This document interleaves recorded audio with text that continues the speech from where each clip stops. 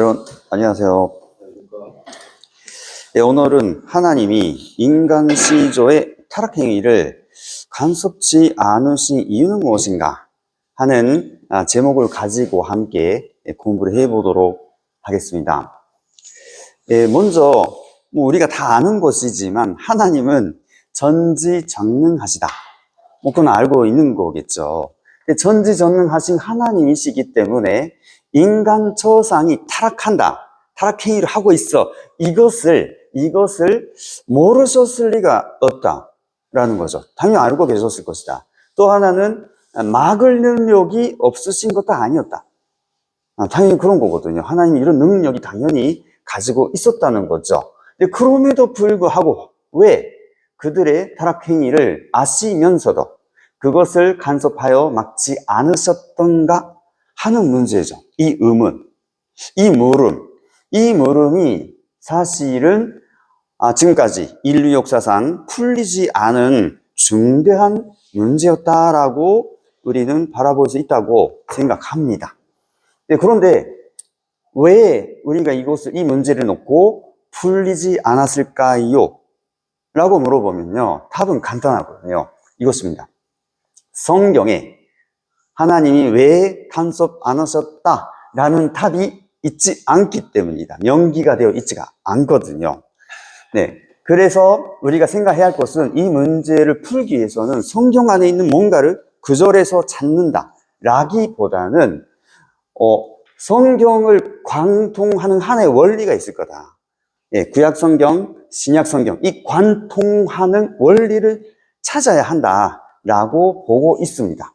그래서 십자가라는 프레임으로 성경을 보거나, 복음서라는 프레임으로 성경을 보거나, 아니면 계시록이라는 하나의 프레임으로 부분적으로 맞지만은 그것을 모든 성경 전체에 맞춰가지고 해석한다 라기보다는, 이런 식으로 하는 것보다는 이 시종 일관된 하나님의 시점, 하나님이 바라보시는 관점에서 이것을 풀어야 한다.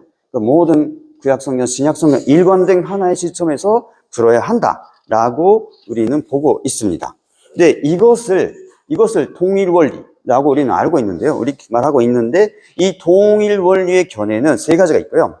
첫 번째가 창조원리의 절대성과 완전 무결성을 위하여, 그리고 두 번째가 하나님만이 창조주로 계시기 위하여, 그리고 세 번째가 인간을 만물의 주관 위에 세우기 위하여였다라고 결론적으로는 말하고 있습니다. 이 순서대로 설명드리겠습니다.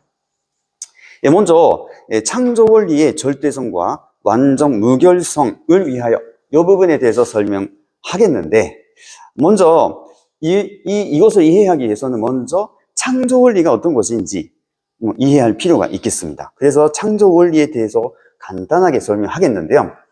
하나님은 창조주이십니다. 원인이죠. 하나님이 원인이 되어 있기 때문에 사람이든 만물이든 하나님이 창조하셨으니까 이것을 당연히 주관할 수가 있는 거겠죠. 있는 것입니다. 그렇다면 인간이 만물을 주관한다라고 할 때 하나님이 창조하신 원리, 원칙이 있거든요. 이것을 떠나서 벗어나가지고 만물을 주관한다 할 때, 지금 우리 현대 사회에 있어서 큰 문제가 되어 있는 게 환경 문제거든요.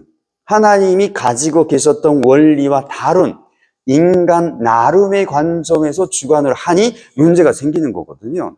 그런 관점에서 봤을 때 인간이 만물을 다스려라 하셨지만, 이러기 위해서는 당연히 하나님의 창조성을 닮아야 한다라고 보고 있습니다. 첫 번째는 그래서 인간이 하나님의 창조성을 닮음으로써 만물 세계를 주관하게 되어 있었다라고 말할 수가 있습니다. 그리고 하나님은 하나님의 창조성을 담게 하기 위하여 인간을 보고 성장 기간을 주셨다라고 우리는 바라보고 있거든요. 지난번에 생육하라 하셨다고 했잖아요. 생육은 성장한다는 뜻이거든요. 그래서 하나님이 생육하라 하신 이유는 이 성장 기간을 두셨고, 이 성장 기간을 통해서 완성해라. 그때가 되면 창조성을 닮을 수가 있다. 이렇게 되기 위해서 성장 기간을 주셨다라고 보는 거고요. 인간이 이러한 성장 기간에 있을 때도 하나의 원칙, 원리가 있다는 거죠. 하나님이 인간이 성장 기간에 있을 때는 이런 원칙 아래 성장하라, 이런 원칙이 있을 것입니다. 이때는 스스로 책임 분담을 완수해야만 완성하게 되어 있다. 그래서 이 기간을 통과하여 가지고 인간이 완성했을 때 드디어 하나님이 직접 주관하신다는 거예요. 우리는 이렇게 생각하고 있거든요. 하나님이 직접 주관하고 있기 때문에 당연히 인간이 하나님의 창조성을 닮아가지고 만물 세계를 하나님과 같은 입장에서 주관하게 되어 있다는 것입니다. 그래서 이 원칙을 세우기 위해서 하나님은 완성해야 인간을 직접 주관한다라는 원칙을 세우셨기 때문에 인간이 이 성장 기간에 있을 때, 인간이 성장 기간에 있을 때는 직접 주관해서는 안 된다 라는 원리, 원칙을 세우셨다는 거예요, 하나님은. 그래서 하나님은 인간이 이 성장 기간에 있을 때는 직접 주관해서는 안 된다, 이러한 원칙을 세우셨다라는 것입니다. 이게 원리가 있었다는 거예요, 창조 원리가. 자, 그러면 이 관점에서 봤을 때 이러한 창조 원리가 만들어져 있고 정해져 있는데, 만약에 성장 기간에 있는 인간을 하나님이 간섭하신다면 어떻게 될까요? 첫 번째, 하나님은 주관해서는 안 된다라고 세웠던 원리를 스스로 무시하는 결과가 되는 거고요. 인간의 입장에서 보면 스스로 책임 분담을 완수해야 완성하게 되어 있는데도 불구하고 이 원칙까지도 무시하게 됩니다. 즉, 쉽게 말하면 하나님이 세우신 원리를 하나님이 스스로 무시하는 결과가 된다는 거죠. 이렇게 되면 이 하나님이 세우신 창조 원리 자체도 아무것도 아니네, 이렇게 돼버리는 거예요. 원리의 절대성과 완전 무결성이 상실되어 버립니다. 그런데 하나님은 절대자이시고 완전 무결한 창조주이시기 때문에 하나님이 세우신 창조 원리도 당연히 같아야 되겠죠. 그래서 하나님은 이렇게 되는 결과에 대해서는 받아들일 수가 없는 거예요. 하나님으로서는 이 결과를 용납할 수가 없습니다. 그렇기 때문에 하나님께서 세우신 창조 원리가 절대적이며 완전 무결로 있기 위해서는 인간이 이렇게 타락하려고 할 때도 하나님은 미완성에 있는 그들의 타락행위를 간섭하실 수 없었다라고 말하고 있습니다. 이것 첫 번째고요. 두 번째는 하나님만이 창조주로 계시기 위하여라는 주제입니다. 이게 뭐냐 하면 먼저 하나님이 어떤 분인가 라는 것을 생각해 볼 필요가 있습니다. 하나님은 스스로 창조하신 원리적인 존재와 그 행동만을 간섭하시는 분이다. 이렇게 일단 먼저 정의를 합니다. 그랬을 때 하나님은 또 자기가 창조하시지 않은 비원리적인 존재나 행동, 범죄 행위나 지옥 같은 것은 간섭하실 수 없다. 하나님은 완전히 선한 주체다라고 우리는 보고 있거든요. 자, 하나님이 이렇다면, 하나님이 이런 분이기 때문에 이 하나님이 어떠한 존재나 행동을 간섭하게 될 경우, 이 존재나 행동은 당연히 하나님이 선하신 분이기 때문에 이 존재 자체도 행동도 선한 것이지, 이런 결과를 가져온다는 거예요. 이 존재 행동 자체가 창조의 가치가 부여되어 원리적인 것으로서 인정된 것과 같은 결과를 가져오게 된다라고 말할 수가 있습니다.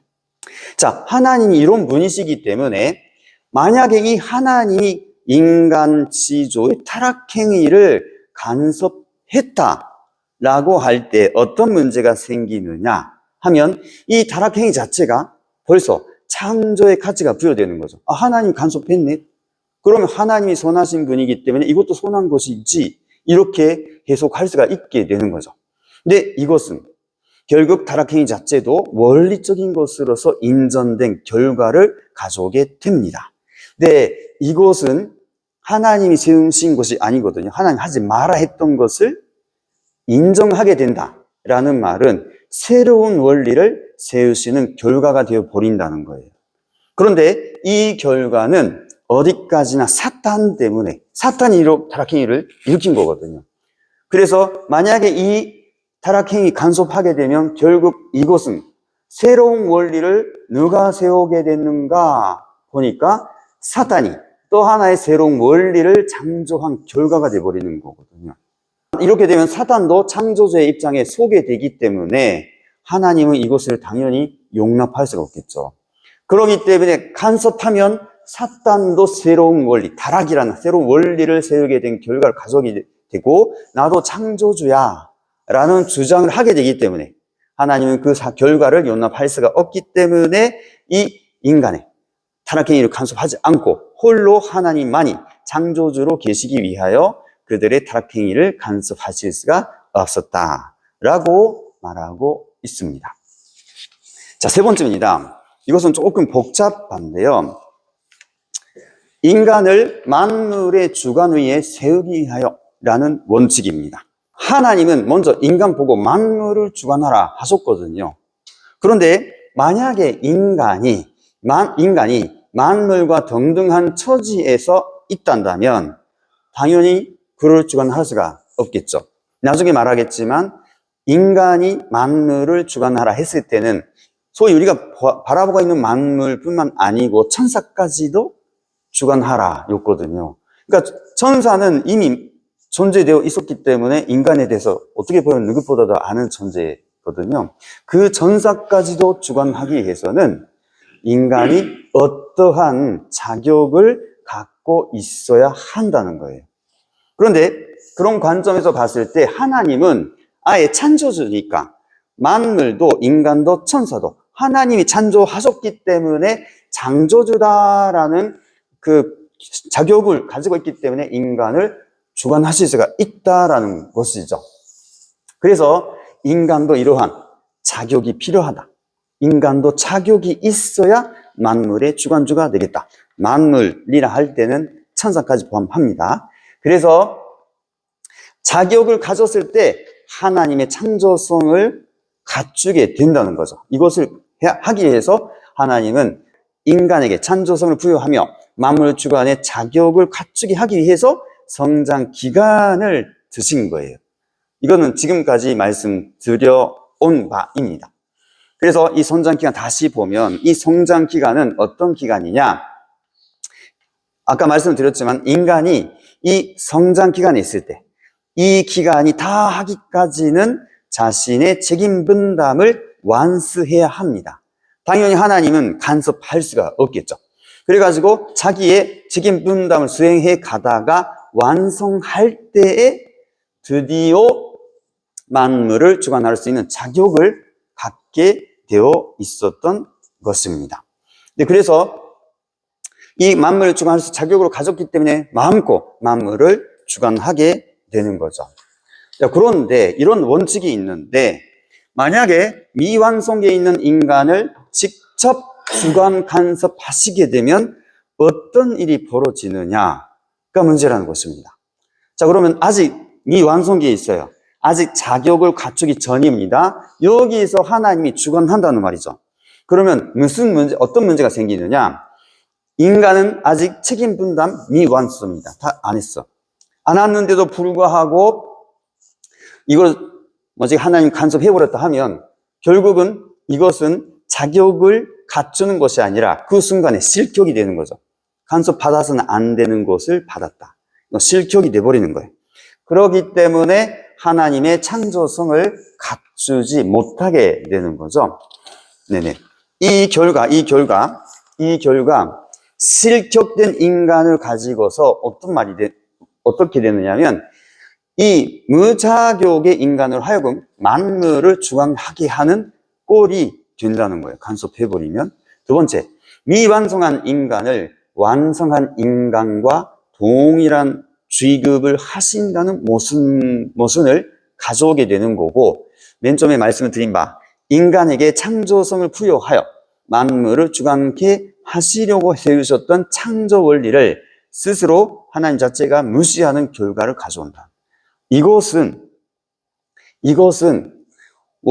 하나님의 입장에서 봤을 때는 원리에 하여 기존세계를 창조하시고 그 원칙을 따라서 섭리하시기 때문에 하나님은 도저히 받아들일 수 있는 일이 아니었다는 거죠. 그러기 때문에 하나님은 인간을 만물의 주관 위에 세우시기 위하여 미완성한 인간의 타락행위를 간섭하실 수 없었다라고 말하고 있습니다. 자, 네 번째인데요. 이것은 하나님의 뜻을 중심으로 해서 정리를 해보자는 것입니다.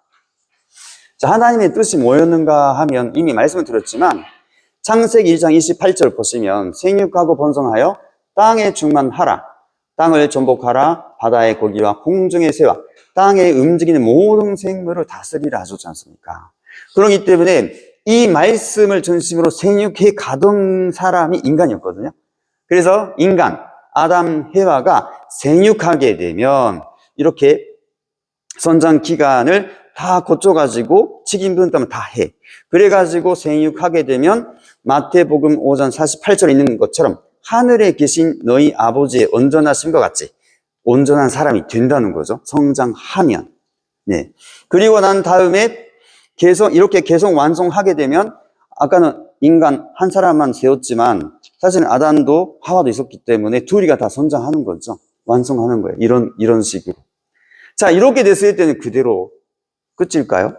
하나님은 번성하라 하셨고요. 자연계를 보더라도 자연계도 씨로부터 시작했다 하더라도 성장 기간을 거쳐서 번성하게 되죠. 기간이 되면. 동물도 그렇고 다 식물도 다 그렇거든요. 태어날 때부터 번성하지는 않습니다. 일정한 기간을 두고 완성하고 난 다음에 번성하는 거죠. 그래서 하나님도 완성한 다음에 번성하라라는 또 말씀이 여기서 실현되어야 했다는 거예요. 이것이 바로 아담과 하와가 결혼, 축복을 받는 날입니다. 이렇게 아담, 해와가 번성하는 때를 맞이하게 됐을 때 아담, 해와는 완전히 하나님의 형상대로 만들어진 남성과 여성이었기 때문에 이 아버지의 온전하심과 같이 온전한 남성과 아버지의 온전하심과 같이 온전한 여성이 생긴 거잖아요. 형태는 완전히 하나님을 닮았고 그렇기 때문에 이때 무슨 일이 일어나느냐 하면 하나님이 안 보이는 하나님이 실체로 이 땅에 나타나게 되어 있었다는 거예요. 이것이 아담 하와의 특별한 입장입니다. 그래서 이렇게 되면 하나님의 자격으로 하나님과 같은 입장에서 만물을 주관하게 되어 있다는 거죠. 문자 그대로 내외적으로 완전히 하나님을 닮았기 때문에 이것이 자격이거든요. 그리고 난 다음에 만물을 다스려라예요. 아까도 말씀을 드렸지만 이것은 다스려라는 우리가 바라보고 있는 만물을만 보고 있는 것이 아니라 우리가 천사를 판단할 것을 너희가 알지 못하느냐. 천사까지도 인간은 다스리는 거죠. 이러한 원리가 있었다는 것입니다. 그런데 이 자리를 아담 하와가 만들었어야 됐었는데 이 자리가 만들어지면 아담 하와로부터 쭉 인간이, 죄가 없는 인간이 번성되는 것이기 때문에 자동적으로 지상 천국이 이루어지게 되어 있었다는 거예요. 네, 이것이 창조의 원리입니다. 자, 그런데 이 자리에 사탄의 침범을 당해가지고 이 자리에 서는 부부가 한상의 남녀가 없어진 거예요.